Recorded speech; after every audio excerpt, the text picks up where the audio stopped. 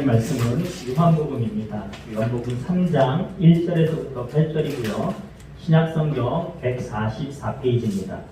요한복음 3장 1절에서부터 8절, 신약성경 144페이지입니다. 오늘 말씀의 제목은 거듭나야 천국에 갈 수 있다입니다. 거듭나야 천국에 갈 수 있다. 오늘 본문은 그런데라고 이렇게 시작이 됩니다. 그런데는 앞에 있던 내용과 뒷내용, 그러니까 뒤에 나오는 내용이 앞에 있는 내용과 대립될 때 쓰여지는 접속사입니다. 그러면 오늘 본문의 앞에 내용은 어떤 내용이 있을까요? 요한복음 2장 23절과 25절에 보면 6월절을 맞아 예루살렘에 가신 예수님이 많은 표적을 행하십니다. 그리고 그로 인해서 많은 유대인들이 예수님을 믿습니다. 하지만 그들이 예수님을 믿은 것은 예수님의 행하신 그 표적, 기적을 믿는 믿음이었지 예수님이 어떠한 분이신지, 예수님이 전하는 메시지가 어떠한 것인지를 믿는 것은 아니었습니다. 그래서 예수님은 그들을 믿지 않으셨습니다. 그런 상황 속에서 오늘 밤에 니고데모가 예수님을 찾아온 것입니다. 본문은 니고데모를 이렇게 설명합니다. 바리새인 중에 니고데모를 하는 사람이 있으니 유대인의 지도자라. 자, 니고데모에 대해서 지금 두 가지 정보가 나왔어요. 하나는 바리새인이라는 것, 또 하나는 유대인의 지도자라고 나왔습니다. 바리새인들은요, 우리가 그 성경에 보면 열심히 대단한, 신앙에 열심히 대단한 사람의 대표적인 사람들을 바리새인이라고 이야기합니다. 그 바리새인들의 그 뿌리를 살펴보게 되면요, 이스라엘이 아수르와 바벨론에 의해서 멸망당합니다. 그리고 바벨론의 포로로 끌려가서 70년 동안 있다가 70년 후에 자신들의 다시 이스라엘 땅으로 되돌아옵니다. 되돌아온 그들은요, 신앙의 각오를 아주 굳게 가지게 됩니다. 그들은 왜 우리가 멸망당했는가, 왜 우리가 바벨론에 70년간이나 포로로 끌려갔는가라는 부분들을 그들은 잊지 않았습니다. 그들이 그렇게 나라가 멸망당하고 포로로 끌려갔다는 이유는 단 한 가지였습니다. 하나님을 멀리했기 때문입니다. 성경 말씀대로 살지 않았기 때문이었습니다. 그래서 그들은요, 이제는 우리가 절대 그렇게 다시 살지 않을 것이다. 이제는 우리가 성경으로 돌아가리라. 그 당시 성경은 토라라고 해서 구약 성경입니다. 그래서 그들은요, 구약 성경의 그 토라를 붙잡고 그대로 살려고 전심을 다했던 사람들입니다. 그 사람들이 쭉 이어져 온 것들이 바리새인들입니다. 또한 니고데모는 유대인의 지도자였다라고 얘기합니다. 그 당시 유대인의 지도자라는 표현은요, 사내들인 공의회의 회원을 의미했습니다. 그 당시 그 사내들인 공의회의 회원은요, 사제들과 귀족들과 그리고 바리새인들 중심의 율법 학자로 구성되어 있는 그 의회였습니다. 총 그 의회의 수는요, 대제사장을 포함해서 72명이었고요. 이 72명이 실질적으로 유대인들을 다스리는 사람들이었습니다. 이 사내들인 공의회는요, 행정기관일 뿐만 아니라 1차적으로는 사법기관의 역할까지도 했습니다. 그래서 유대인 중에서 발생한 모든 일에 대해서는요, 그들이 사법적인 판단을, 결정을 내린 사람들이었습니다. 그리고 그런 이 사법적인 판결은요, 율법 해석의 권한을 가졌던 율법학자들, 즉 바리새인들 중심의 율법학자들이 할 수 있는 일이었다는 것입니다. 그러니까 이 사내들인 공의회에서 율법학자들은요, 막강한 권력을 가진 사람들이었습니다. 그래서 오늘 그 니고데모를요, 오늘날의 직분으로 한번 우리가 생각을 해보면, 사내들인 공의회 회원이었고 율법학자 바리새인이었던 니고데모는요, 지금으로 얘기하면 국회의원이면서 판사였다는 것입니다. 그러니까 굉장히 막강한 권력을 갖고 있는 사람이었습니다. 그런데 그랬던 니고데모가 오늘 밤에 예수님을 찾아옵니다. 여기서 밤은 성경학자들은 크게 두 가지 의미를 얘기를 합니다. 첫 번째는 뭐냐면, 니고데모가 그런 사회적 위치에 가장 어떻게 보면 그 당시 유대인들 사이에서 정점에 올라있던 니고데모였기 때문에 예수님을 많은 사람들이 있는 그 낮에 찾아온 것이 아니라 다른 사람의 눈을 피해서 밤에 찾아왔다라는 한 가지 의미가 있고, 또 하나는 영적인 의미로서 그가 영적으로 무죄한 상태임을 알려줍니다. 그가 영적으로 무죄한 상태였다는 것은 뒤에 이어지는 예수님과 니고데모의 대화를 통해서 우리는 더 명확하게 알 수 있습니다. 2절에 보면 니고데모가 예수님을 향해서 이렇게 얘기합니다. 라비요, 우리가 당신이 하나님께로부터 온 선생인 줄 아나이다. 하나님이 함께 하시지 아니하시면 당신이 행하시는 이 모든 표적을 아무도 할 수 없음이니이다. 니고데모가 이렇게 얘기합니다. 그는 예수님의 말씀과 행하시는 표적을 보고 예수님을 통해서 하나님이 어떠한 분인지 하나님의 위엄을 그는 들었습니다. 배웠습니다. 그는 율법이 가르쳐주지 못한 하나님 나라에 관한 지식을 예수님이 전하셨던 그 평소의 메시지를 통해서 들었던 것입니다. 그에게는 그래서 예수님을 이 밤에 찾아온 그에게는 하나님을 좀 더 알고 싶었던 그 열망이 있었던 것입니다. 예수님은 그의 그 열망을 아셨기 때문에 니고데모에게 바로 직설적으로 그에게 부족한 것, 그에게 지금 본질적으로 어떤 문제가 있는지를 예수님은 말씀하신 것입니다. 그래서 3절에 보면 예수님이 니고데모에게 대뜸 이렇게 말씀하십니다. 진실로 진실로 내게 이르노니 사람이 거듭나지 아니하면 하나님 나라를 볼 수 없느니라. 여기서 거듭남은 세 가지의 의미가 있다고 합니다. 첫 번째는요, 이 거듭남의 그 원어를 살펴보면 헬라어로 거듭남은요, 겐나오와 아노덴이라고 하는데요. 겐나오는 나타라는 뜻이고요. 아노덴은 위로부터, 높은 곳으로부터, 새롭게, 다시의 뜻이 있는 단어입니다. 즉, 거듭나다라는 말은요, 단순히 다시 태어나는 것이 아니라 위로부터 태어난 곳이라는 의미가 있습니다. 위로부터 태어난 것. 그런데 요한복음 1장 12절에서 13절에 보면 예수님은 하나님의 자녀는 혈통으로나 육적으로 난 것이 아니라 사람의 뜻으로 난 것이 아니라 오직 하나님께로부터 난 자들이라고 예수님은 말씀하셨습니다. 그래서 거듭남은 하늘로부터 새 생명을 받아 다시 태어난 것이라는 의미가 있고요. 두 번째로 거듭남은 아무것도 아니라는 자기 부정 속에서 다시 처음부터 시작하는 것을 얘기합니다. 나는 아무것도 아니라는 그 속에서 다시 시작하는 것입니다. 그리고 세 번째는 다시 새롭게라는 의미가 있습니다. 지금 예수님은 니고데모에게 이렇게 말씀하고 계신 것입니다. 네가 니고데모야, 네가 율법을 많이 연구해왔고 유대인들에게 선생 소리를 듣고 있지만 너는 지금 제대로 보고 있지 못해. 너는 지금 영적으로 어두운 상태이기 때문에 네가 거듭나지 않으면 너는 결코 하나님 나라를 볼 수 없다라고 말씀하십니다.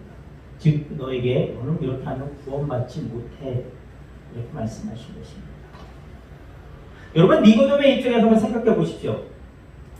예수님을 만나고 싶은 마음에 밤늦게 예수님을 찾아갔습니다. 그리고 예수님에게 라비오라고 이렇게 부릅니다.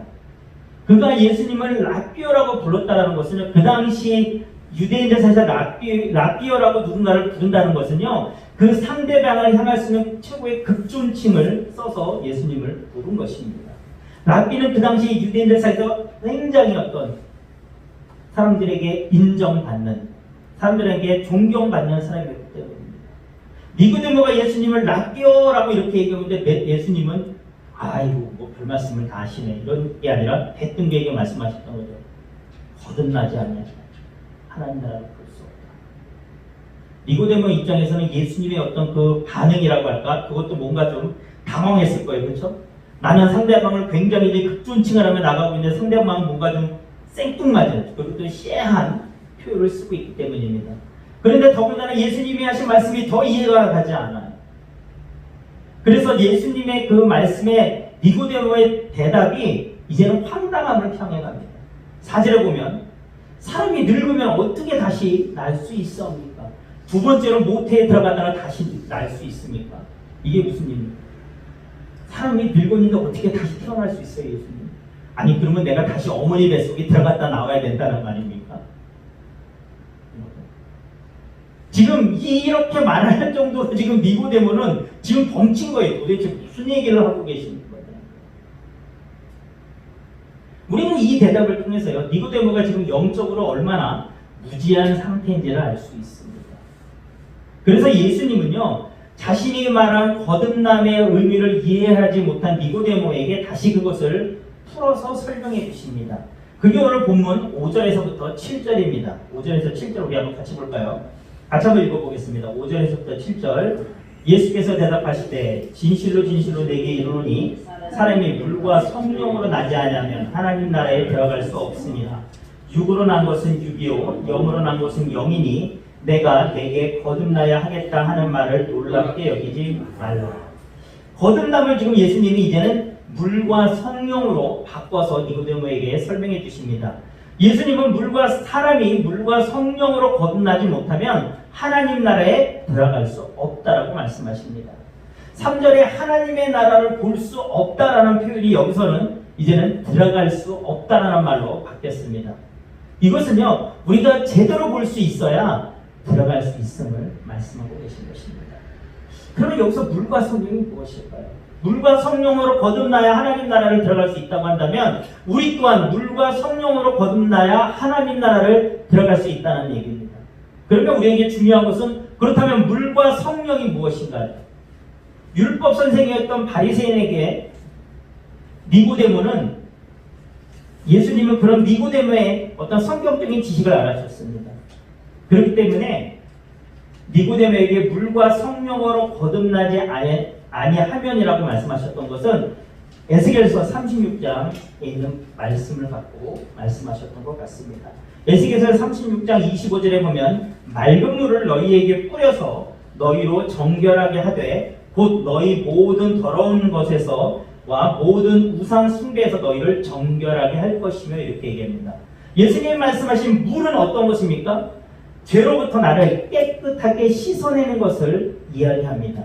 그리고 성령은요, 요한복음 7장 38절과 39절에 보면 성령을 이렇게 얘기합니다. 나를 믿는 자는 성경의 이름과 같이 그 배에서 생수의 강이 흘러나오니 하시니 이는 그를 믿는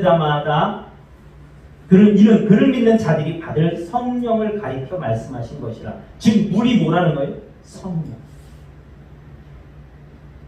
그러니까 예수님은요, 바리새인이었던 니고데모에게 물과 성령으로 거듭나지 않는다는 얘기는 너희가 거듭남은 성령이 내게 오시는 것이지 내가 성령을 찾아서 얻는 게 아니라는 것입니다. 나의 행위나 열심이나 노력이 필요한 것이 아니에요, 여러분. 구원의 주체는 내가 아니라 하나님입니다. 여러분, 구원의 주체가 내가 아니라 하나님이라는 얘기의 이름은 뭐냐면요, 구원은 내가 무언가를 해서 얻을 수 있는 게 아니다라는 거예요. 주체가 하나님이라는 얘기는 뭡니까? 구원은 하나님의 섭리라는 거예요. 하나님의 일하심이고 하나님의 역사하심이라는 것입니다. 구원은 하나님의 결정이고 하나님의 은혜이기 때문에, 일방적인 은혜이기 때문에 이것을 받는 우리는 믿음이 필요한 것입니다. 나의 노력을 하는 게 아니기 때문에. 그래서 구원은 은혜로 받고 믿음을 통해서 받는 것입니다. 그런데 성령을 받는 것도 이와 동일합니다. 그렇기 때문에 우리가 예수님을 믿게 된 것은 하나님의 일방적인 은혜고요, 하나님의 일방적인 결정입니다. 나의 자격이나 노력의 조건에 의한이 아니기 때문에 우리는 내가 구원받은 것을 여러분 자랑할 수 없는 것입니다. 그저 감사할 뿐입니다. 내 주체로 구원이나 성령 받는 것이 우리에게 일어나는 것이 아니기 때문에 우리는 방법이나 그 원리를 내가 설명할 수 없다는 거예요. 그래서 예수님이 8절에 보면 이렇게 말씀하십니다. 바람이 이위로 불면 내가 그 소리는 들어도 어디서 와서 어디로 가는지 알지 못하나니 성령으로 난 사람도 그러하니라. 여러분, 바람은 우리 눈에 보이지 않습니다. 하지만 바람이 불어온다면 불어올 때 우리는 시원함을 느끼거나 바람에 흔들리는 나뭇잎이나 여러 가지 사물들이 흔들리는 것을 보면서 우리가 바람이 분 것을 알 수 있습니다. 성령님의 역사하심, 내가 성령 받았다는 것, 성령님이 내 안에서 역사하심 또한 우리도 그 방법이나 원리는 알 수 없어요. 여러분, 성령 받기 위해서 어떻게 해야 된다는 법칙이 있다는 게 아니에요. 매뉴얼이 있는 게 아니다라는 것입니다. 왜냐하면 성령은 하나님의 주권 안에 하나님이 주시는 것이기 때문입니다. 하지만 나는 내가 성령이 받았음을 느낄 수 있다는 거예요. 알 수 있다는 것입니다. 본인은 안다는 거예요. 어느 날 갑자기 성경을 읽었는데, 어느 날 갑자기 설교를 듣는데 그 말씀이 내 마음을 찔리게 하고, 그 말씀이 하나님이 지금 나에게 말씀하시는 것 같습니다. 내 삶이 되돌아보게 됩니다. 내 삶이 회개됩니다. 하나님, 내가 잘못했습니다라고 고백하게 됩니다. 여러분, 성령님이 여러분 속에서 역사하고 계신 것입니다. 어느 날 갑자기 찬양을 부르는데 그 찬양의 가사 하나하나가 내 고백이 됩니다. '맞아요, 주님. 내가 이렇습니다. 하나님, 내가 잘못했습니다.'라고 고백하게 됩니다. 여러분, 성령님이 여러분 속에서 역사하고 계신 것입니다. 어느 날 갑자기 찬양을 부르는데 그 찬양의 가사 하나하나가 내 고백이 됩니다. 맞아요, 주님. 내가 이렇습니다. 주님, 내가 내 고백이 내 고백입니다 라는 마음이 내 마음속에 들기 시작합니다. 여러분, 이것이 성령의 역사십니다. 여러분, 우리는 이것들을 통해서 나는 알 수 있다는, 본인 스스로는 압니다. 내가 성령 받았다는 것을 알 수 있습니다. 성령님이 지금 나와 함께하고 계심을 여러분, 우리는 경험할 수 있습니다. 삶의 어떤 일 순간순간 속에서 알 수 있습니다. 제가 아침에 이렇게 차를 갖고 나갈 때요, 우리가 여기가 나가는 공간이 값이 되게 애매하잖아요. 그래갖고 차들이 이렇게 주차가 돼 있으면 이쪽에서 오는 차나 저쪽에서 오는 차가 잘 보이지가 않을 때가 많아요. 제가 금요일 날 이렇게 차를 갖고 이렇게 나가다가 오른쪽을 이렇게 보느냐고 하면서 이제 왼쪽으로 차를 틀어야지 딱 하는데 딱 틀어가는 순간 앞에 자전거가 싹 지나가더라고요. 그러니까 정말 이 1초 차이도 아닌 거예요. 이게 정말 순간이었으면 사고가 난 거죠. 그런데 그 순간 딱 어쨌든 사고가 안 나고 싹 지나갔어요.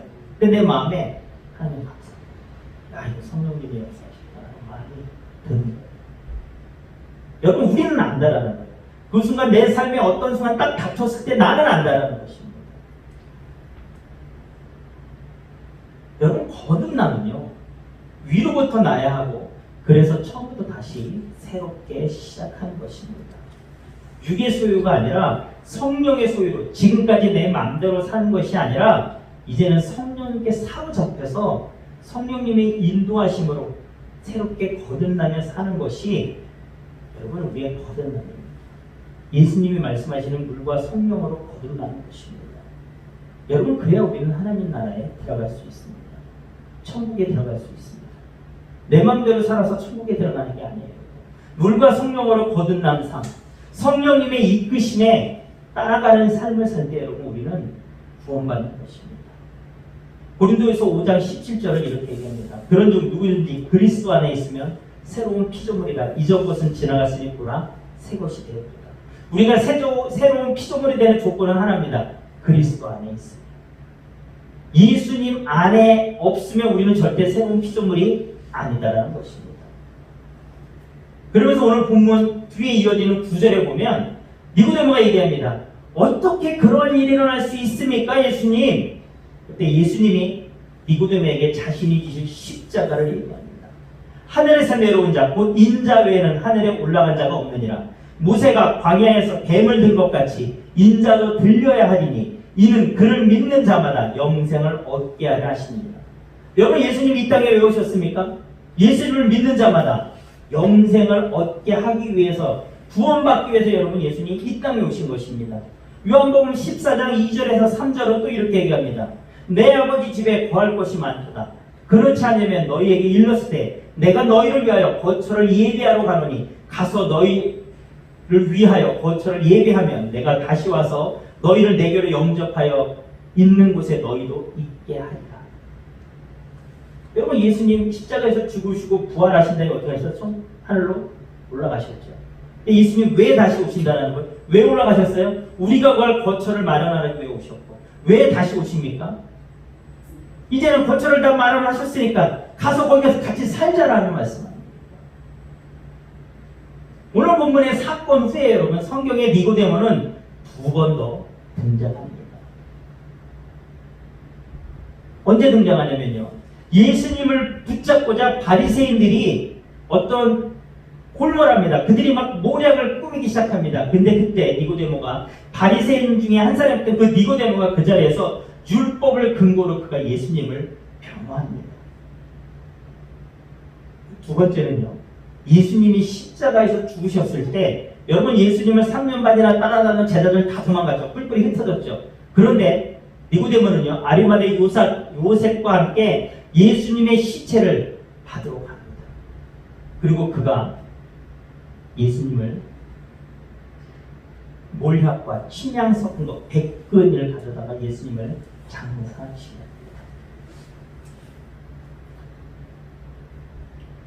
예수님을 만나고 나서 그 두 번 더 등장하는 니고데모의 모습을 보면 우리는 무엇을 알 수 있냐면요, 그가 물과 성령으로 거듭났음을 알 수 있습니다.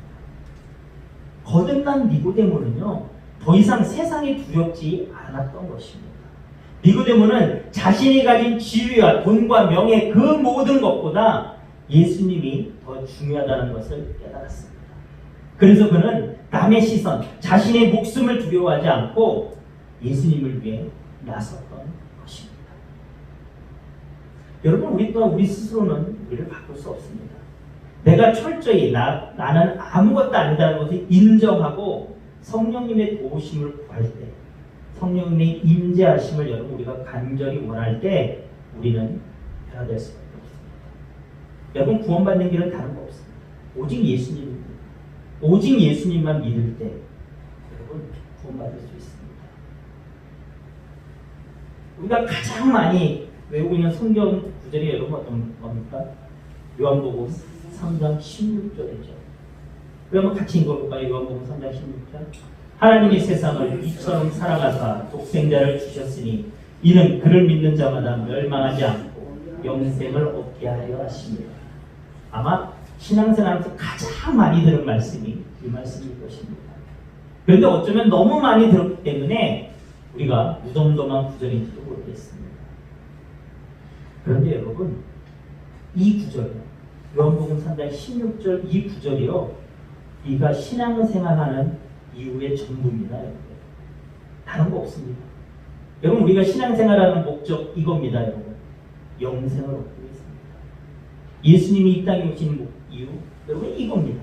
우리로 하여금 영생을 얻게 하시기 위해서 이 땅에 오신 것입니다. 이 말씀이 하나님이 세상을 이처럼 사랑하사 독생자를 주셨으니 이는 그를 믿는 자마다 멸망하지 않고 영생을 얻게 하려 하십니다. 여러분, 이 하나님의 사랑이 오늘 저와 여러분들의 마음속에 감격으로 심겨졌으면 좋겠습니다. 그냥 늘 들었으니까 이 말씀 잘 알지, 외우고 있지, 그게 아니라 이 말씀이 정말 우리에게 여러분 감격이 아닙니다. 그래, 하나님이 나를 얼마나 사랑하시는지, 나를 위해 예수님이 어떠한 희생을 하셨는지, 그리고 그 희생으로 나는 어떠한 것을 얻었는지, 나는 무엇을 얻었는지, 내 신분이 어떻게 변화됐는지 여러분 믿으시기 바랍니다. 하나님의 자녀가 되는 은혜가 여러분들에게 있습니다. 그것을 바라보며 믿음으로 걸어가시기를 축원합니다.